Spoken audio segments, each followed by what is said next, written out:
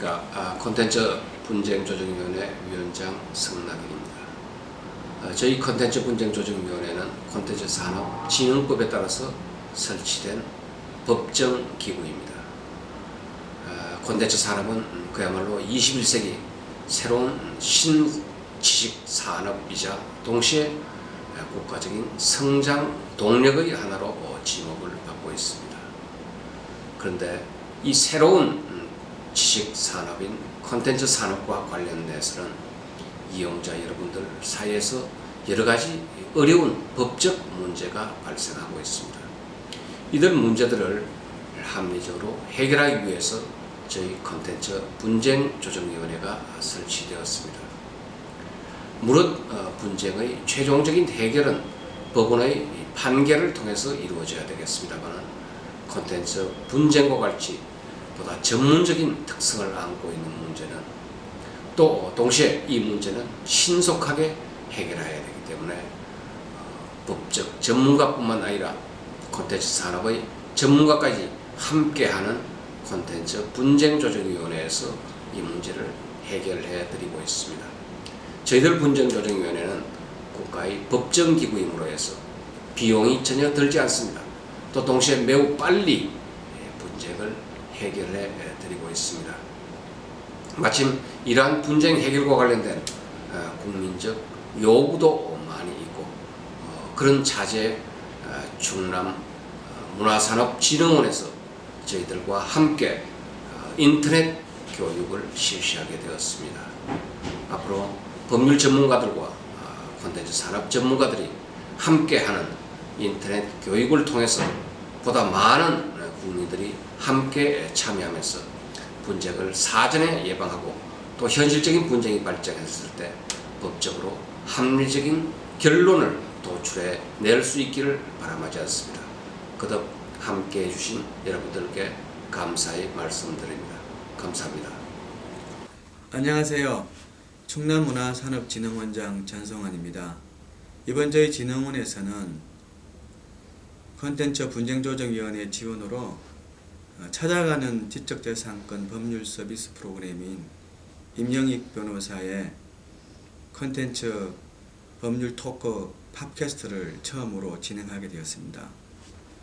이 팟캐스트는 콘텐츠 업종에 종사하는 종사자와 예비 창업자들 또 관련 대학교의 대학생들을 위한 프로그램을 목표로 하고 있지만 우리 사회의 지적재산권의 문제와 또 이 지적재산권을 활용한 이용자 보호 또 거래질서 확립을 하기 위한 목적으로 만들어졌습니다.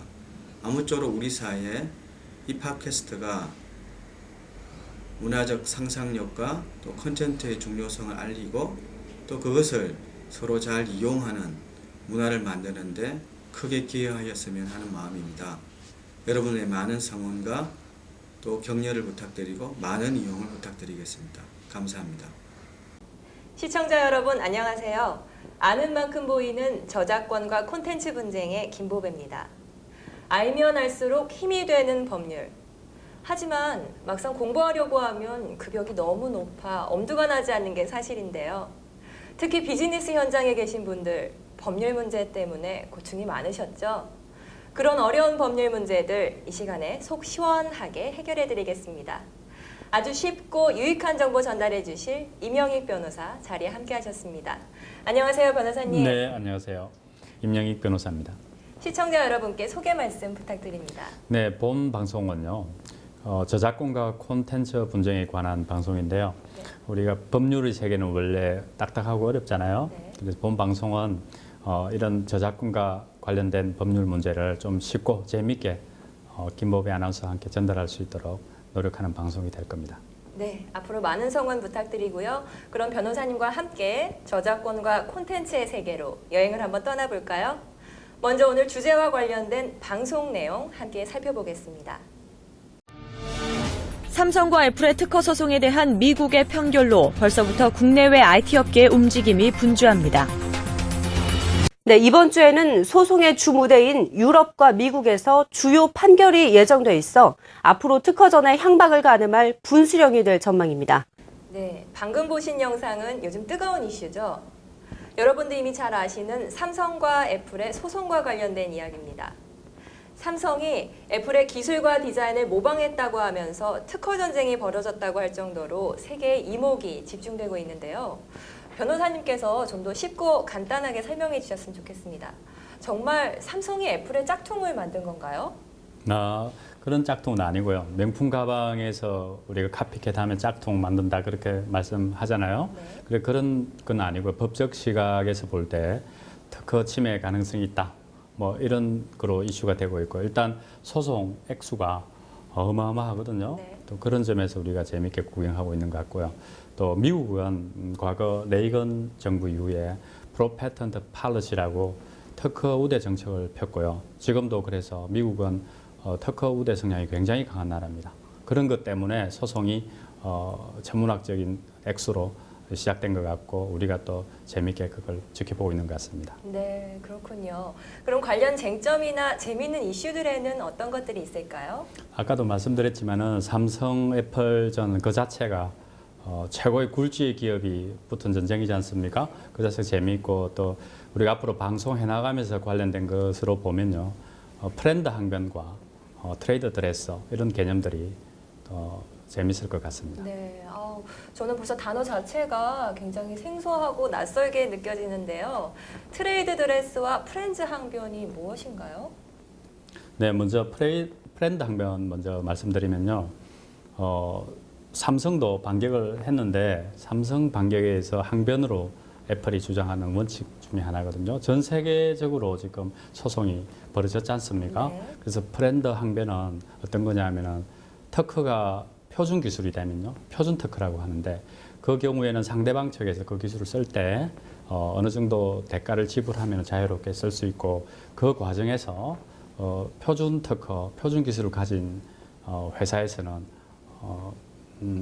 협력을 해야 된다는 그런 원칙인데 프렌드라는 게 원래 fair, reasonable and non-discrimination이라는 그런 약자거든요. 그래서 그 의미는 공정하고 합리적이고 비차별적으로 협력해라는 그런 원칙입니다. 이런 원칙은 기술 특허를 가진 표준 특허를 가진 회사가 횡포를 부리거나 독점을 할 수 있잖아요. 그런 것을 방지하기 위해서 만들어진 거고 이런 것 때문에 애플이 강력하게 항변을 하고 있는 거죠. 네, 그렇군요.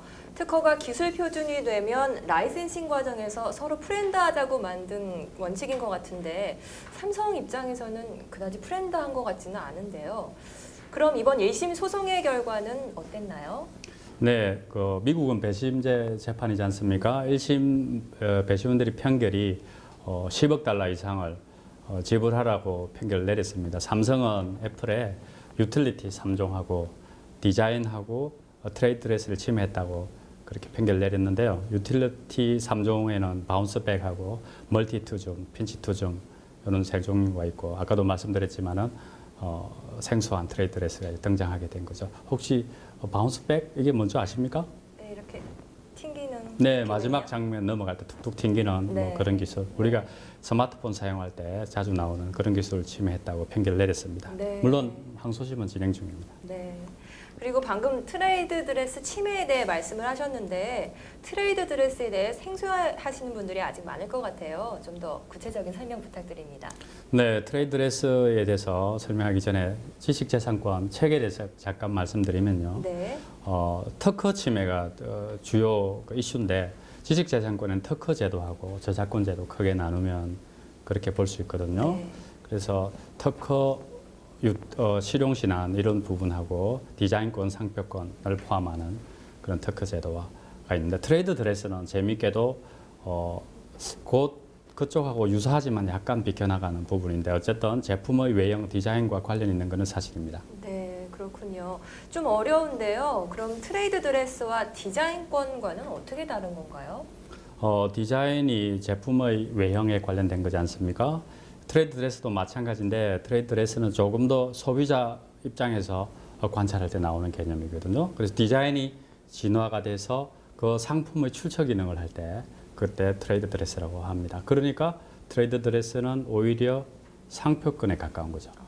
근데 전통적인 상표는 우리가 왜 2차원 문자나 로고 그런 거 상표로 하지 않습니까? 네. 나이키 같은 거. 네. 근데 이것은 조금 그거와 다르게 제품의 외형, 3차원적인 그 컨피규레이션, 입체 형상이 상표 기능을 할 때 우리가 특별하게 트레이드 드레스라고 하는 거죠. 네. 좀 알쏭달쏭한데요. 그럼 디자인권과 상표권 중간 정도로 생각해도 될까요? 네, 일단 그 정도로 개념 정리를 하고 넘어가죠. 조금 예를 돕기 위해서 좀 다른 예를 들어볼게요. 네. 아까 트레이드 드레스는 일종의 상표권이라고 했지 않습니까? 네. 상표권을 영어로 뭐라 그러는지 아세요? 상표. 트레이드. 트레이드 마크라고 트레이드 그러죠. 마크. 우리 많이 네, 쓰죠, 트레이드 맞아요. 마크. 네. 그래서 트레이드 마크, 상품의 표지 이렇게 표현하듯이 트레이드 드레스도 상품의 외형, 마크, 드레스, 외형 그렇게 표현이 된 겁니다. 그래서 조금 이해를 돕기 위해서 제가 준비한 그림이 있거든요. 한번 네. 맞춰보실래요? 네. 아, 어려운 거면 안 되는데. 짠. 아, 이분. 이분이 누굴까요? 아, 이 코스염 알 것 같은데요. 그 10월에 어느 멋진 날. 그쵸. 네. 김동규, 네, 바리톤. 맞아요. 성악가. 맞아요. 근데 어떻게 딱 아셨어요? 이거 다 가렸는데. 아. 한번 볼까요, 정말? 네. 짠. 네, 맞아요. 그렇죠. 이분은 수염이 트레이드 마크잖아요. 그렇죠. 네. 우리가 보통 너의 트레이드 마크가 뭐냐 그럴 때 상품에서 나오는 그 말이지만은 네. 어떤 상징하는 걸 묻잖아요. 네. 우리 김보배 아나운서는 트레이드 마크가 뭘까요? 저는 밝은 미소. 네. 밝은 미소? 네. 변호사님은 트레이드 저는 마크가. 그런 거 없습니다. 슬픈 미소? 아, 네. 네, 죄송합니다. 자, 그럼 좀 더 네. 예를 돕기 위해서 넘어가 볼까요? 네. 자, 이 이미지를 제가 하나 준비해봤는데, 네. 자, 이 그림을 보면 무슨 생각이 납니까? 아, 오른쪽에 있는 거 제가 초등학교 때 먹던 야쿠르트고요. 그리고 이거는 피자의 영원한 친구 콜라 아닌가요? 네, 맞췄습니다. 네. 너무 쉽죠? 네. 근데 재밌는 거는 이 그림을 보면요. 네. 어떤 상표나 문자나 로고, 소위 트레이드 마크 없이 그냥 보면 알 수 있잖아요. 네. 근데 왜 그럴까요, 이게? 그게 바로 네. 트레이드 드레스라는 개념이 도출되는 건데요. 네. 외형을 보면은 그 상품을 알 수 있잖아요. 그래서 이게 일종의 디자인이 소비자 관계에서 진화를 해가지고 상표처럼 작동한다 그런 뜻입니다. 알겠죠? 그래서 외형을 보면은 그 상표가 생각난다. 좀 이해가실려나 모르겠네요. 그렇군요. 트레이드 드레스는 제품의 전체적인 겉모양이 상표처럼 되는 거라는 말씀이시군요. 근데 질문이 있는데 그럼 다른 나라에서도 트레이드 드레스와 같은 개념이 있나요? 네, 당연히 다른 나라도 있고 우리나라 같은 경우는 네. 정확하게 일치하는 건 아닌데 입체 상표 제도라고 그렇게 도입돼 있고요. 네. 유럽 같은 데서는 영국에서 겟업 이렇게 네. 이런 말로 불리는데 일종의 그것도 트레이드 드레스라고 할 수 있습니다. 네. 그래서 아까 예를 든 야쿠르트나 콜라병 같은 거 네. 외형의 모습이 3차원적 모습이 상품처럼 작동하는 그런 제도 우리나라도 있고요. 근데 그렇게 뭐 널리 인정하고 있는 것은 이라고 말할 수는 없고요. 하여튼 유사한 제도는 있습니다. 아, 그렇군요. 아, 그럼 제가 평소에 좋아하는 아이스크림 중에 수박바가 있는데 이것도 입체 상표에 들어가는 건가요? 네, 수박바 아. 사실은 잘 지적하셨는데요. 네. 바로 그런 게 입체 상표죠. 트레이드 드레스. 네. 그래서 사실 제가 좀 준비를 했는데 네. 미리 말씀을 꺼내셔가지고 자, 사진 한번 볼까요? 그림을. 네. 아까 아, 말씀하신 네. 수박바. 근데 이게 뭘까요? 이것도 바나나 우유하고 음. 네. 그 땡땡 스크류바 그거 아니에요? 삐꼬였네. 네, 맞아요. 삐삐꼬였네. 그렇죠. 네. 금방 아시겠죠? 네. 그래서 이게 재밌는 것은 우리가 스크류바나 수박바나 바나나 우유 용기를 보면은 네. 그 안에 상표를 안 보고도 모양을 딱 보고 알 수 있잖아요. 네. 이제 아시겠죠? 트레이드 드레스. 네. 외형만 보면. 그래서 이름이 아. 트레이드 마크, 트레이드 드레스 외형 이렇게 붙여진 겁니다. 그렇군요. 그럼 삼성 애플 소송에서 그 제품을 쓰는데 필요한 기능보다 그 스마트폰을 봤을 때 두 제품이 똑같이 연상이 되느냐 안 되느냐가 더 중요하다는 말씀이시네요. 네. 그리고 이 개념을 설명할 때 트레이드 드레스가 필요한 거군요. 아, 이제 조금 알 것 같은데요. 그럼 앞으로 살펴볼 콘텐츠 분쟁이나 저작권 공부와 관련해서 이 삼성 애플전이 우리에게 시사하는 바는 무엇일까요? 네, 우리가 계속 살펴보고 있지만요. 소송 자체가 어마어마한 액수로 네. 지금 벌어졌잖아요. 네. 그럼 삼성 애플전을 통해서 특히 콘텐츠 개발에 관련된 분들은 지식재산권, 특허나 저작권이나 이런 지식재산권이 얼마나 중요한가를 네. 실감할 수 있을 소송이었고요. 그 다음에 또 새로운 쟁점, 트렌드 항변이나 트레이드레스를 보면서 약간 글로벌한 이런 이슈도 좀 이해할 수 있는 그런 값진 교훈을 준 것 같습니다. 네, 그렇군요. 앞으로 콘텐츠 개발하시는 분들은 저희 프로그램 같이 열심히 함께 보셔야겠는데요. 앞으로 다양한 콘텐츠가 확대될수록 지식재산권의 중요성도 더불어 강조된다는 점 기억해 주셨으면 좋겠습니다. 그럼 변호사님, 그럼 삼성 애플전이 최후의 승자는 누가 될지 혹시 예측하실 수 있나요? 제가요? 네, 왠지 예측하실 수 있을 것 같은데. 네, 저는 예측할 수 있습니다. 네. 저의 승자는 네. 얼마나 좋겠습니까? 제가 예측할 수 있으면은 뭐예요? 저는 그건 알 수 없는 거고요. 네. 곰곰이 생각해 보면은 네. 최후의 승자 물론 궁금하겠지만은 진정한 최후의 승자는 바로 우리가 아닐까요? 우리는 애플 삼성전을 통해서 지식재산권의 중요성을 실감하게 됐잖아요. 네.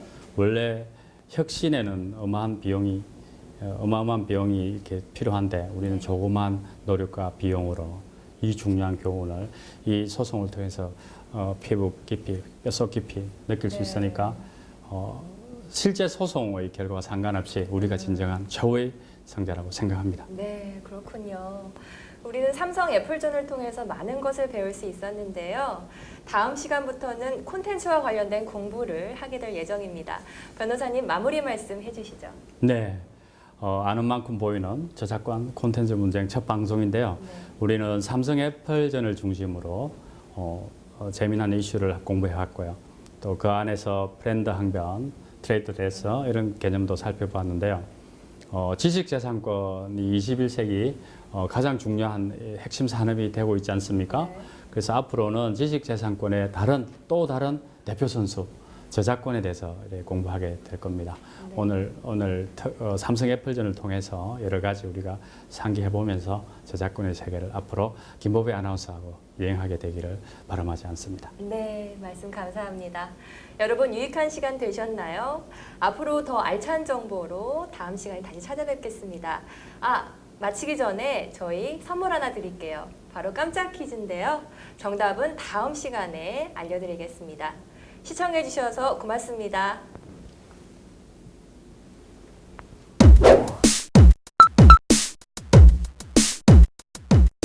네덜란드가 낳은 세기의 화가 고의 작품 이미지 하나를 상품에 무단 사용했을 경우 저작권 위반일까요?